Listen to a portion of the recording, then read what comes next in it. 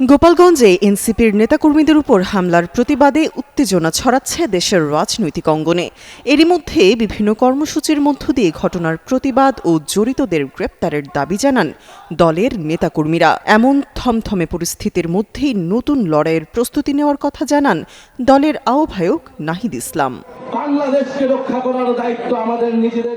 শুক্রবার দুপুরে মুন্সিগঞ্জে এনসিপির পথসভায় যোগ দিয়ে তিনি বলেন, গোপালগঞ্জে হামলা হয়েছে, আরও 10 জায়গায় হামলা হলেও আমাদের দমন করা যাবে না।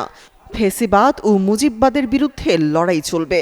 দেশ নির্মাণের সামনে আরেকটি লড়াই আসছে, সেই লড়াইয়ের প্রস্তুতি নিচ্ছি বলেও হুঁশিয়ারি দেন তিনি। এ সময় জুলাই অভ্যুত্থানে গণহত্যায় জড়িত ফ্যাসিস্ট শেখ হাসিনার মৃত্যুদণ্ড দেখে মরতে চান বলে আশা প্রকাশ করেন এনসিপির উত্তরাঞ্চলের মুখ্য সংগঠক সার্জিস আলম। আর এটা ওইটা না, কাপড় ধোয়ার একটাই সলিউশন, চাকা অল ইন ওয়ান। তিনি বলেন, গোপালগঞ্জের সশস্ত্র সন্ত্রাসীদের ঐক্যবদ্ধভাবে প্রতিরোধ করতে হবে। আমাদের সহযোদ্ধাদের নিরাপত্তা নিশ্চিত করতে হবে। হাসিনাকে দেশে এনে বিচার করতে হবে।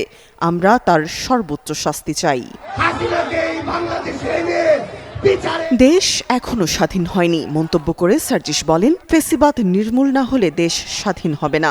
শুধু গোপালগঞ্জে নয়, যেখানেই ফেসিবাদী সন্ত্রাসীরা থাকবে সেখানেই ঐক্যবদ্ধভাবে সবাইকে প্রতিরোধ করতে হবে। দেশের বাইরে থেকে যারা হত্যার পরিকল্পনা করছে তাদের সবাইকে আইনের আওতায় আনার আহ্বান জানিয়ে এনসিপির এই নেতা বলেন, হাসিনার বিচার করতে হবে, তার মৃত্যুদণ্ড দেখে মরতে চাই। কোনদিন ওই ফ্যাসিস্টরা এই পাল্টা আক্রমণ চালাতে পারে।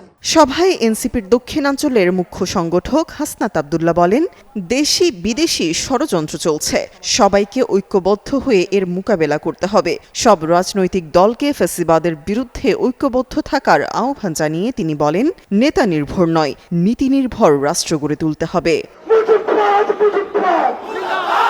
সেই সঙ্গে আগামী ৩রা আগস্ট জাতীয় শহীদ মিনারে জড়ো হয়ে জুলাই ঘোষণাপত্র আদায় করে ছাড়বেন বলেও হুঁশিয়ারি দেন হাসনাত।